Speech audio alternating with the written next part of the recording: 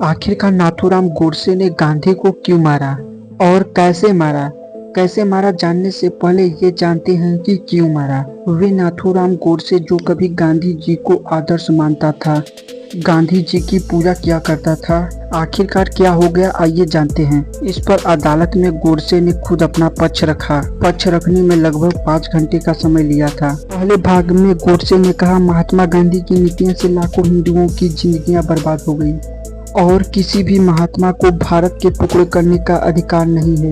तथा अपने बयान के दूसरे भाग में गोडसे ने कहा यदि देश के प्रति समर्पण पाप है तो मैंने पाप किया है। इंसानों की अदालत से ऊपर एक और अदालत है जो मेरे काम को गलत नहीं समझा जाएगा और मुझे पूरा विश्वास है कि यह काम मानवता की रक्षा के लिए किया गया है। गोडसे को कोई पछतावा नहीं था कि उसने कोई गलत काम किया है और गोडसे ने यह भी कहा कि महात्मा गांधी ने विभाजन के बाद भारत सरकार पर उसके हिस्से के 55 करोड़ देने का दबाव बनाया था और निर्वासित हिंदुओं के लिए कभी प्रयास नहीं किया। आखिरकार जब हिंदुस्तान पाकिस्तान का बंटवारा हुआ तब देश के सरकारी खजाने में लगभग 400 करोड़ थे। विभाजन के तहत यह तय हुआ कि 75 करोड़ पाकिस्तान को दिया जाएगा और इस समझौते के तहत भारत ने 20 करोड़ पाकिस्तान को विभाजन के समय ही दे दिया। 55 करोड़ बाकी थे और कहा गया कि 55 करोड़ बाद में दिया जाएगा और तभी पाकिस्तान ने अपनी औकात दिखाते हुए 22 अक्टूबर 1947 को कश्मीर पर हमला कर दिया और इसके बाद सरदार वल्लभ भाई पटेल ने कहा जब तक पाकिस्तान कश्मीर का जिद नहीं छोड़ता तब तक हम उसके हिस्से के 55 करोड़ नहीं देंगे। सरदार वल्लभ भाई पटेल का बात भी सही था, लेकिन महात्मा गांधी इस बात के खिलाफ हो गए और महात्मा गांधी ने यह भी कह दिया कि हम इस समझौते को कभी टूटने नहीं देंगे और यह 55 करोड़ रुपए भारत को देने ही चाहिए। और बाद में महात्मा गांधी के दबाव के कारण नेहरू और सरदार पटेल को यह बात माननी पड़ी। इससे गोडसे एवं हिंदू राष्ट्र के समर्थक लोग नाराज हो गए।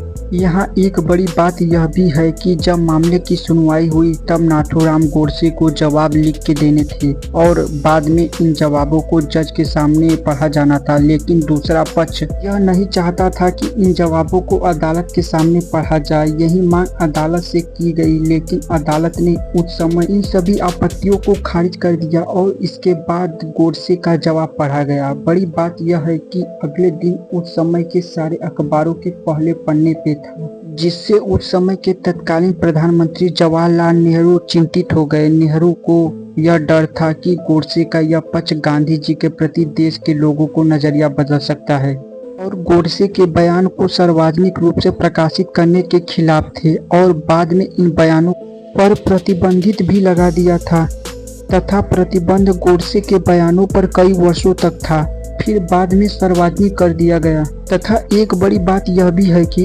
नाथूराम गोडसे के बयान से अदालत में बैठे बहुत लोग प्रभावित हो गए और कुछ लोगों के आंखों में आंसू भी आ गया।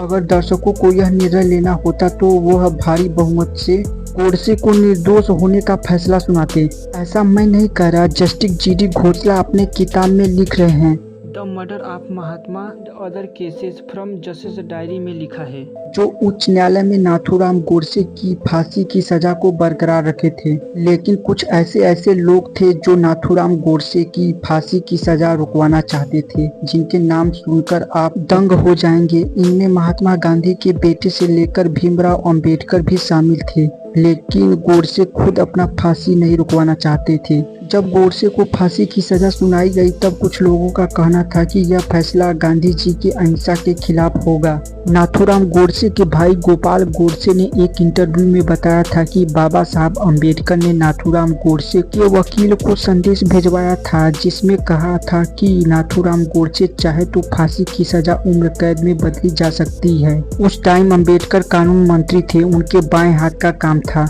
गांधी के अहिंसा का सिद्धांत का हवाला दे देंगे और गांधी जी खुद नहीं चाहते थे किसी को ऐसी मौत हो और लेकिन नाथूराम गोडसे ने मना कर दिया और कहा आप देखें कहीं मुझ पर दया न हो जाए। गोडसे दिखाना चाहते थे कि गांधी जी के अहिंसा का सिद्धांत भी फांसी पे लटक जाए और नाथूराम गोडसे के इस बयान पर अंबेडकर भी हैरान हो गए। गांधी जी की हत्या का केस काफी लंबा चला, लेकिन लाल किले में लगी अदालत के जज आत्मा चरण ने 10 फरवरी 1949 को फांसी की सजा सुनाई। फांसी की सजा सुना दी गई थी, लेकिन गांधी जी के दोनों बेटों ने फांसी की सजा माफ करने की मांग की। उन्होंने प्रधानमंत्री नेहरू, गृह मंत्री सरदार पटेल एवं गवर्नर जनरल राजगोपाल आचार्य के पास अपील भेजी तथा इस पर तीनों ने बात विचार किया और कहा कि फांसी की सजा माफ करने का कोई सवाल ही नहीं होता और इस अपील को ठुकरा दिया। इस अपील से नाथूराम गोडसे की सजा 8 दिन के लिए टल भी गई थी। अब आइए जानते हैं कि नाथूराम गोडसे ने गांधी जी को कैसे मारा।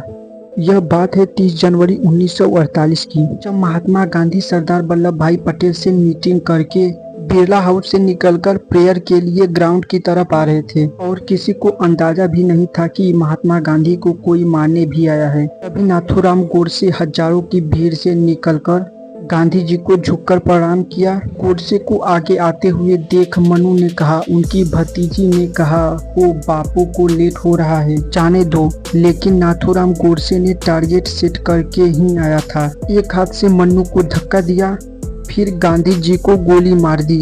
गोली मारने के बाद नाथूराम गोडसे वहां से भागा भी नहीं। फिर वहां पर जनता ने उसे खूब मारा। फिर उसे पुलिस गिरफ्तार करके ले गई। गांधी जी की हत्या में नाथूराम गोडसे के अलावा 8 लोग और गिरफ्तार हुए। नाथूराम गोडसे और नारायण आप्टे को फांसी की सजा दी गई, जिसमें 2 लोगों को उच्च न्यायालय ने बाद में बाइज्जत बरी कर दिया एवं वीर सावरकर के खिलाफ कोई सबूत न मिलने के कारण उन्हें भी बाद में बाइज्जत बरी कर दिया। इसमें 3 लोगों को गोपाल गौर, मदन लाल पहलवान और विष्णु राम कसम कार्य को उम्र कैद की सजा सुना दी गई। हमारे देश में एक ऐसा भी समूह है जो इस फैसले को सही मानता है और कुछ लोग गलत मानते हैं। आप किस फैसले को सही मानते हैं, प्लीज कमेंट में बताइएगा।